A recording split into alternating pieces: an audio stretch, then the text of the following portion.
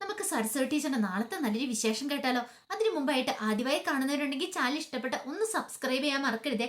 Video ഇഷ്ടപ്പെടുവാണെങ്കിൽ like ചെയ്യാനും നിങ്ങളുടെ വിലയേറിയ അഭിപ്രായങ്ങളൊക്കെ രേഖപ്പെടുത്താനും മറക്കരുത് കേട്ടോ. നമുക്ക് നേരെ നമ്മുടെ വിശേഷത്തിലേക്ക് പോയാലോ? അങ്ങനെ നാളത്തെ വിശേഷത്തില് സരസ്വതി ടീച്ചറിന്റെ ആ ടീച്ചർമ്മ എന്ന് പറഞ്ഞ അക്കൗണ്ടിലേക്ക് നീന മെസ്സേജ് ഒക്കെ അയച്ചുകൊണ്ടിരിക്കുകയാണ്. അതിന്റെ റിപ്ലൈ കൊടുത്തോണ്ടിരിക്കുന്ന കനിയാണ്.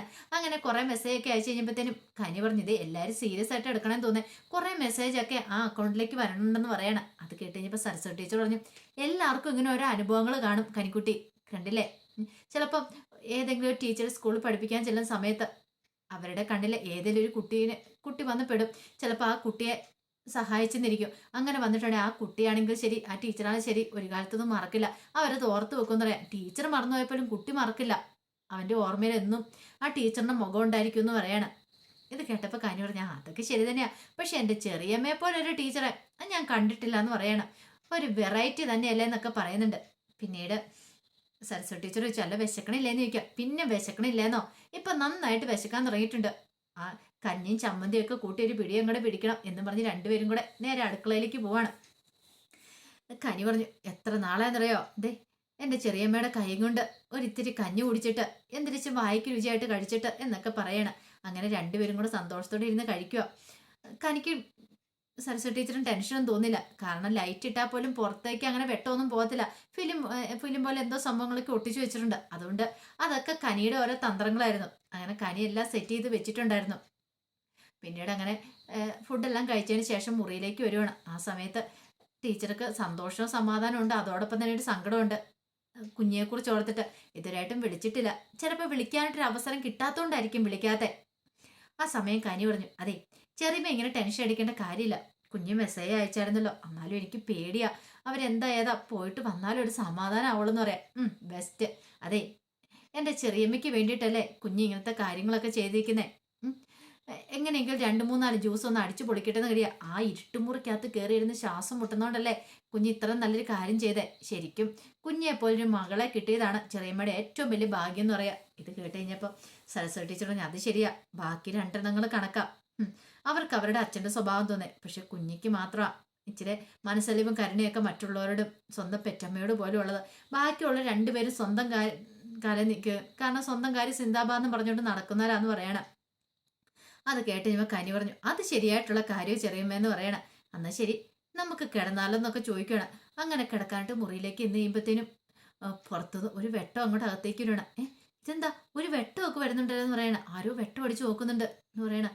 പെട്ടെന്ന് തന്നെ കനി പറഞ്ഞു, ആരാ ചെറിയമ്മന്ന് ചോദിക്കുക. ആരാന്നറിയില്ല എന്ന് പറയണം. കാരണം വിഷ്ണു പോലീസിനോട് പറഞ്ഞിട്ടുണ്ടായിരുന്ന കാര്യങ്ങളൊക്കെ വീട്ടിൽ ആരുമില്ല. അപ്പൊ ഇടയ്ക്ക് അങ്ങോട്ടേക്ക് ഒരു കണ്ണ് വേണം, വല്ല കള്ളന്മാരും വരുമോന്ന് പറയാൻ പറ്റില്ല. അടച്ചിട്ട് വീടല്ലേ, എല്ലാരും കൂടെ പോയിരിക്കുമല്ലേ. അപ്പൊ അതിന് പെട്രോളിങ്ങിന് അങ്ങനെ പോലീസുകാരോട് പറഞ്ഞിട്ടുണ്ടായിരുന്നു. അങ്ങനെ അവരിടയ്ക്ക് വന്നിട്ട് അങ്ങോട്ട് വെട്ടമടിച്ച് നോക്കുവാണ്, അകത്ത് ആരെങ്കിലും ഉണ്ടോ ഇല്ലയോ എന്നൊക്കെ അറിയാൻ വേണ്ടിയിട്ട്. ഒരു നിമിഷം സരസ്വതി ടീച്ചറിന്റെ വെപ്രാളും ടെൻഷൻ കണ്ടു കഴിഞ്ഞപ്പോഴത്തേനും കനി പറഞ്ഞു, വിഷമിക്കുമൊന്നും വേണ്ട, ടെൻഷൻ അടിക്കൊന്നും വേണ്ട, പിന്നെ നമ്മളിവിടെ ഉണ്ടെന്ന് ആർക്കും അറിയത്തില്ലോ എന്ന് പറയാണ്. ഇത് കേട്ട് കഴിഞ്ഞപ്പോഴത്തേനും സരസ്വതി ടീച്ചർ പറഞ്ഞു, എനിക്കെന്തോ പേടിയാവുന്നുണ്ടെന്ന് പറയണേ. പേടിക്കേണ്ട കാര്യമൊന്നുമില്ല, ധൈര്യമായിട്ടിരിക്കുക, എന്തിനാ വിഷമിക്കണേ എന്നൊക്കെ പറയണം. അങ്ങനെ സമാധാനിപ്പിക്കുകയാണ്. കുറച്ച് സമയം കഴിഞ്ഞപ്പോഴത്തേനും പോലീസുകാരെ അടിച്ചു നോക്കി പ്രത്യേകിച്ചൊന്നും കണ്ടില്ല. അവരങ്ങോട്ടേക്ക് പോവുകയും ചെയ്തു. അപ്പോഴാണ് ശരിക്കും ഒന്ന് ശ്വാസം നേരെ വീണേ. അങ്ങനെ രണ്ടുപേരും കൂടെ കിടന്നുറങ്ങി. പിറ്റേ ദിവസം നേരം വെളുത്തു കഴിഞ്ഞപ്പോൾ ടീച്ചറിന്റെ ഫോണിലേക്ക് കോൾ വരുവാണ്. കുഞ്ഞാണ് വിളിക്കുന്നത്. കുഞ്ഞിക്ക് വിളിക്കാനായിട്ടൊരു അവസരം കിട്ടിക്കഴിഞ്ഞപ്പോൾ തന്നെ കുഞ്ഞ് വിളിക്കുവാണ്. കുഞ്ഞ് വിളിച്ചിട്ട് വിശേഷങ്ങളൊക്കെ തിരക്കുവാണ്. ആ സമയത്ത് സരസ്വതി ടീച്ചർ പറഞ്ഞു, കുഴപ്പമൊന്നുമില്ല, ഞാനും ഇതേ കനിക്കുഞ്ഞും കൂടെ ഇവിടെ അടിച്ചു പൊളിച്ചിരിക്കുമെന്ന് പറയണം.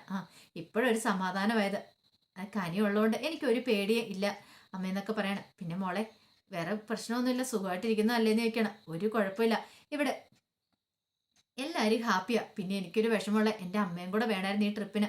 ഫാമിലി ട്രിപ്പ് ആകുമ്പോൾ അമ്മയും കൂടെ ഉണ്ടായിരുന്നെങ്കിൽ ഒന്നുകൂടെ അടിപൊളിയായിരുന്നേന്ന് പറയാം. അതൊന്നും കുഴപ്പമില്ല കുഞ്ഞി, നമുക്ക് എല്ലാവർക്കും പിന്നെ ഒരു ദിവസം പോകാമെന്ന് പറയാം. അതെ പോണം, അമ്മേനെ ഒരു ദിവസം ഞാൻ പുറത്തെത്തിക്കുന്ന സമയത്ത് സന്തോഷേണ്ണും അമ്മയ്ക്കും എനിക്കും എല്ലാവർക്കും കൂടെ പോകണമെന്ന് പറയണം. അങ്ങനെ സംസാരിച്ചുകൊണ്ടിരിക്കുന്ന സമയത്ത് പെട്ടെന്ന് കുഞ്ഞു പറഞ്ഞു, ഇതേമ്മേ സന്തോഷേട്ടൻ വരുന്നുണ്ട്, ഞാൻ വെക്കുക കേട്ടോ എന്നൊക്കെ പറഞ്ഞ് കോൾ അങ്ങോട്ട് കട്ട് ചെയ്യുവാണ്. അപ്പോഴേക്കും കനി അങ്ങോട്ടേക്ക് എഴുന്നേറ്റ് വന്നു. ആഹാ, ഇതെന്താ ചിലയമ്മ രാവിലെ തന്നെ എഴുന്നേറ്റ് അടുക്കള കയറി നിൽക്കും. പിന്നല്ലാതെ നമുക്ക് രാവിലെ ആഹാരം കഴിക്കണ്ടേ, ബ്രേക്ക്ഫാസ്റ്റ് കഴിക്കണ്ടെന്ന് നിൽക്കും.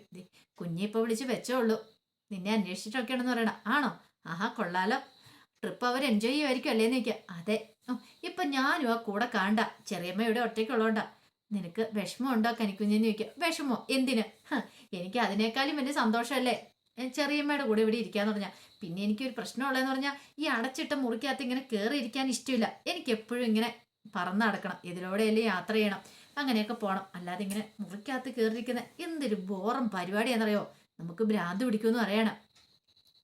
അത് കേട്ട് കഴിഞ്ഞപ്പോഴത്തേനും സരസ്വതി ടീച്ചർ പറഞ്ഞു, ഇപ്പം എന്ത് ചെയ്യാൻ പറ്റും, ഒരു കാര്യം ചെയ്യാം, എന്നാ കനിക്കുഞ്ഞ് പോയിക്കോളും പറയാം. ആഹാ പോവാനോ, അതിന് വേണ്ടിയിട്ടാണോ ഈ 3-4 ദിവസം കിട്ടിയത്? അതിനിപ്പോൾ എന്താ, നമുക്ക് എന്തെങ്കിലും ഒരു മാർഗം ഉണ്ടാക്കാം. ഞാനൊന്ന് ഫ്രഷ് ആയിട്ട് വരട്ടെ, ബ്രേക്ക്ഫാസ്റ്റും കഴിച്ചിട്ട് നമുക്ക് എന്തെങ്കിലും തീരുമാനം എടുക്കാമെന്ന് പറയണം.